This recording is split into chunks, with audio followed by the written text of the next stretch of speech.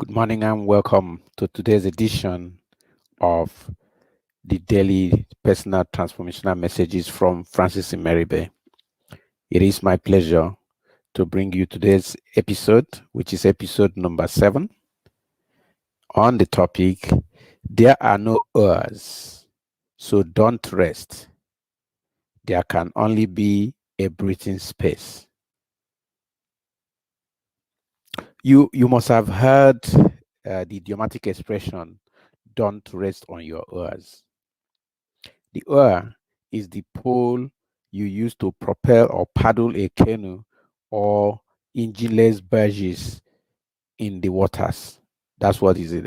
If you are native to the riverine areas of the world, you think about a canoe and you see the tribesmen who usually use a very long pole to paddle it. That long pole is the oars. Okay, and this expression came out of the fact that when many people have sailed for a long time without pole, sometimes you could be tired. Other time will be because you feel you've achieved a long distance. Some sailors have the temptation to simply lean on their oars and rest there. When you do that and the wind comes to meet you, then you have disaster. So I think that is where this expression is coming from. But wherever it's coming from, the meaning that it has that I'm trying to portray here is that when it comes to the issue of success in this life, there is nothing you attain today which you should consider as the ultimate. Nothing whatsoever. But of course, even if you feel on your own like feeling that you have arrived, you discover that naturally the fact that you have achieved something great at this level, it gives you the impetus to look for something more bigger and bigger. That is the nature of man. Or those who ever rest on their oars or who think they have arrived quickly to discover they have made a mistake, and during that period, if they are not careful, they lose everything they have gotten. So when it comes to the pursuit of success, do not rest on your oars. And my own way of expressing this, my understanding of this is said, there are no oars at all. Just forget the idea of oars when it comes to the pursuit of success in life, because there are none. And so don't ever think about resting, because the only thing you actually can do is to have a breathing space. Let's say some time to enjoy the success you have achieved, but quickly get back to work, because if you stay where you are, everybody else will overtake you. Whatever you have gotten, someone else want to get. And when they overtake you, what you have already gotten will become less meaningful to you. So don't rest on any success you have already attained. Okay. Now, when I got the outdoor sales job, you've heard me mention it in my previous presentations. As a sales representative in the printing material and equipment company in Enugu, I felt arrived. The job fueled my dream work. It fulfilled it very greatly and clearly. And it was a great departure from the kind of toy street side job that I worked on so many before I got to that point. It was thrilling to get customers place orders for all kinds of printing material stuff, all kinds of printing materials, and I was really happy. I actually started thinking about me in the next 5 years in the company. I thought about traveling in all the states of the northern Nigeria on the job, and for a while things were moving very well. Being usually very ambitious with what I could do with any project in my hand, I have started plotting getting to Meduguri, Gombe, Kano, Sokoto, Mina. My intention is to cover the whole space in the northern part of Nigeria. I want to be the greatest salesman that ever walked through those places selling printing materials. Uh, Hitherto, I have already been able to cover places like Makurdi, Jos, uh, Jalingo, Yola, Bauchi, and Kaduna. And I was selling in all of these places and had customers in them. And my intention was to conquer the rest. So, and that is how I do all things that are in my hands. Everything that is in my hands gets multiplied. I do not use poverty mindset to run anything. I use the expanded rich mindset to run anything given to me. So my mind was already very fertile with controlling and conquering all those parts when it comes to printing materials trade. As part of the plan that I designed, I recommended to the company to open a branch in Makurdi where I hope to base and then launch further north and take over the rest of the place as I had designed. And the company accepted the plan and they set up a branch in Makurdi. And then in the midst of all of this, I had a real break when I got the order for the very first newsprint used by the now defunct Nigeria Voice newspaper, published by the Benue Printing and Publishing Company Limited. By the order that I obtained, we supplied them the very first newsprint they use in rolling out that newspaper. If you have in your archives today the copy of the very first editions of Nigeria Voice, published by the Benue Printing and Publishing Company, I supplied the newsprint they used. In fact, I got an order for 6 trailer loads of newsprint with future orders in the pipeline already planned. And I'm working with the department, the stores, and the management to project the next time they will be needing. All of these things have been set in place, and it was great. But then here is what happened next, and this is why you must not rest on your oars. Now, granted that to get the government to pay my company for this supply of newsprint, those of you in Nigeria, and I'm sure in many parts of Africa, will know about the challenges of getting paid through the bureaucracies of the civil service, the corruption and all the nonsense that go in there. Okay, I know that because I went with my director to visit homes of many of the officials, in the night, with him carrying all kinds of electronic gadgets, giving them gifts of all kinds of money. And then at the end of the day, what happened was that my boss now said, well, you saw that we spent too much money before we could get paid for that job. Because of that, I will not be able to pay you your 5% commission as agreed. This was a shocker. And it was a very bad experience for me. I mean, I felt really, really bad because I've already planned what I need to do with my commission. My commission could buy me a car of in my mind. That time that Toyota panel vans came out newly. I mean, I love the tire. The company bought a brand new one, which I use for my sales trips up north. And that car was very powerful. Though it looks small, but very powerful. And I loved it. And I loved driving it. And I wanted to buy my own. And then also, I had many of my siblings who were living with me who had learned different kinds of trades. But I had no money previous to that time to be able to open shops for them. So I had this plan to be able to use that commission to buy this car and also set up businesses for my siblings who were with me. So this case of not getting commission, of no commission on my first big break in sales, was devastating to say the least. I was disillusioned. It made me sit down again and review everything about my life. It is that,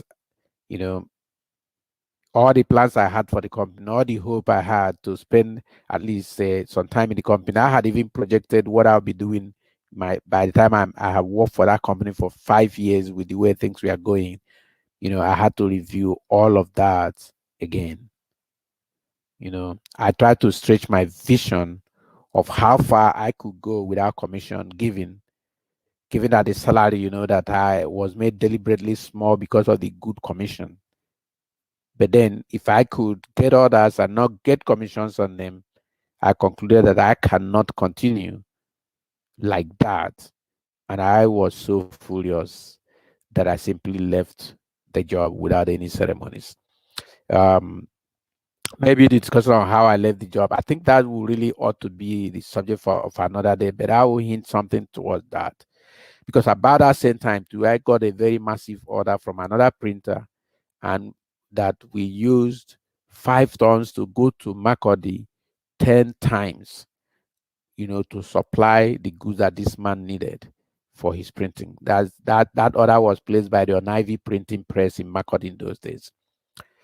And when it finished, my boss said, "Oh, when these goods were received, there was a lot of demurrage because of custom duties.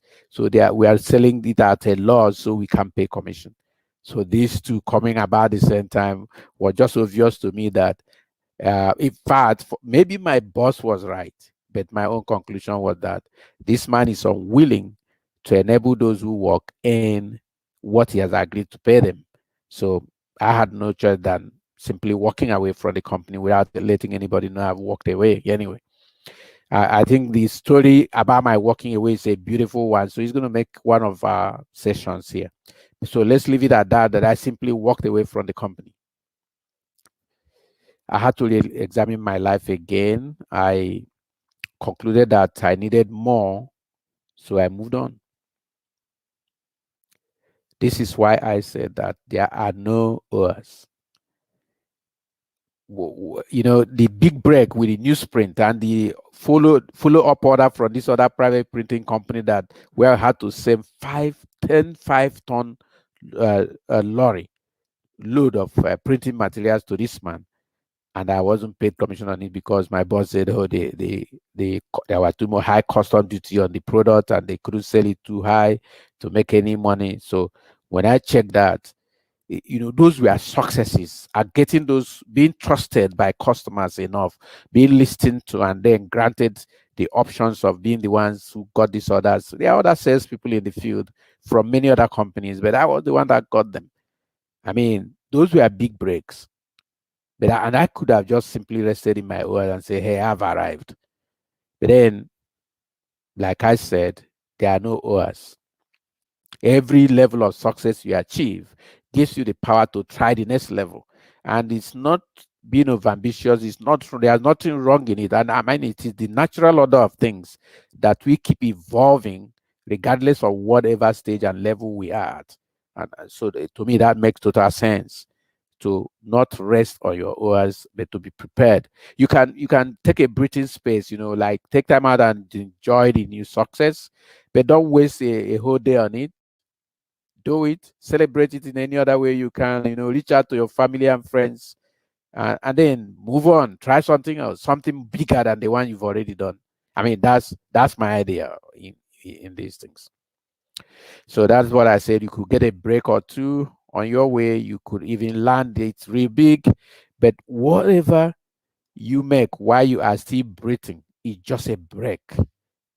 You cannot stop and start resting and glorying in your past. No, don't do that.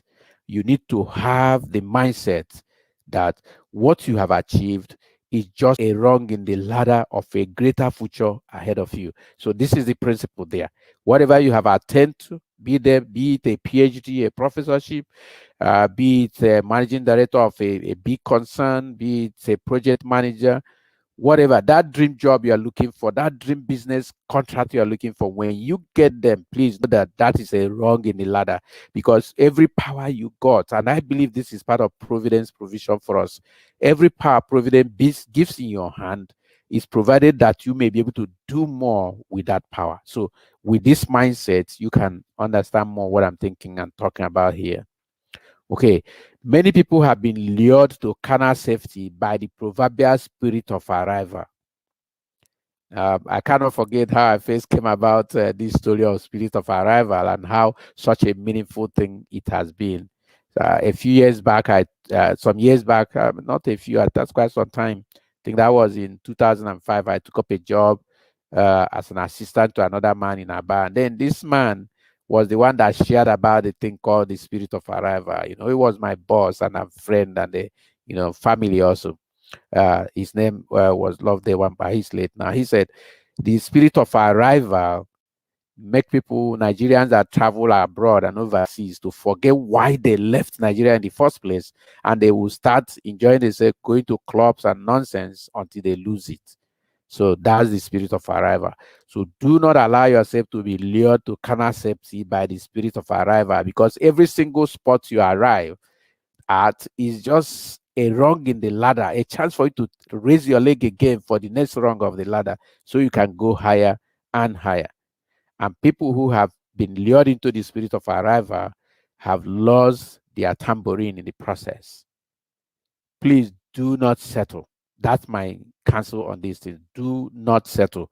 It is not over until you win and win and win and continue to win. And it is not over until it is over. And the time that it is over, in my own consideration, is death, where you are now moving to the other side. But if you even check, that is not even the end, because it is the quantum of what you did here, all the good you did here, that will give you your next level over there in the other side of life. Because I don't believe there's death, I believe that we barely leave this particular side of life to another side of life. So what you do here will propel you in that place. So to me, there's really evolution is a continuum. So, but why you survive by breathing oxygen on this earth, this counsel I must give you: do not accept any rest on your own oars. Don't rest on your oars. Use everything you've got, every level you have attained, as a launching pad for somewhere higher. There's always a place higher than the sky. Maybe we don't know. Those days we learn the sky is your limit. The sky is not limit for anything. There's a God higher above, and all of us are aspiring to be with him and be like him and have the same life that he has. So the sky cannot be your limit. Of course, people are flying across the sky these days, to other orbits and other planets. Okay, so this is our presentation today. The intention is to just make sure that as soon as you attain a level of success, you need to know that this level of success is a calling to the next level, and that the only way you can answer the ends of your creation is that you keep striving to the next level using everything you got from whatever attainment you have achieved now. So that's what we want you to learn today. So if you have loved this video, we invite you to like it. We want you to share with your friends and contacts on Facebook and all the social media. We want your comments. We want to know what you feel about this. A number of people have started sending their comments on YouTube, which we highly appreciate. And then above all, we want you to ask a question on these issues, especially on the issue of personal transformation. Because actually, that thing you want to be, you cannot be that thing until you change from who you are today. Who you are today cannot take you to who you need to be tomorrow. That's a fact of life. I think we'll do a presentation on that in due course, that who you are today is not sufficient for who you want to be tomorrow. So only continuous moving will help you. So if you have questions about this, we would like to entertain those questions. Those questions should be able to make a fresh program like this. And above all, we invite you to subscribe to our YouTube channel. It's so important that you do that, because it will give us the energy and power to do more. It will also help your friends and family to get to meet these broadcasts and enjoy the same thing you're enjoying in it, and learn the same lessons that can help their life become better. Until we meet you again tomorrow morning, do have a great day today. Thank you.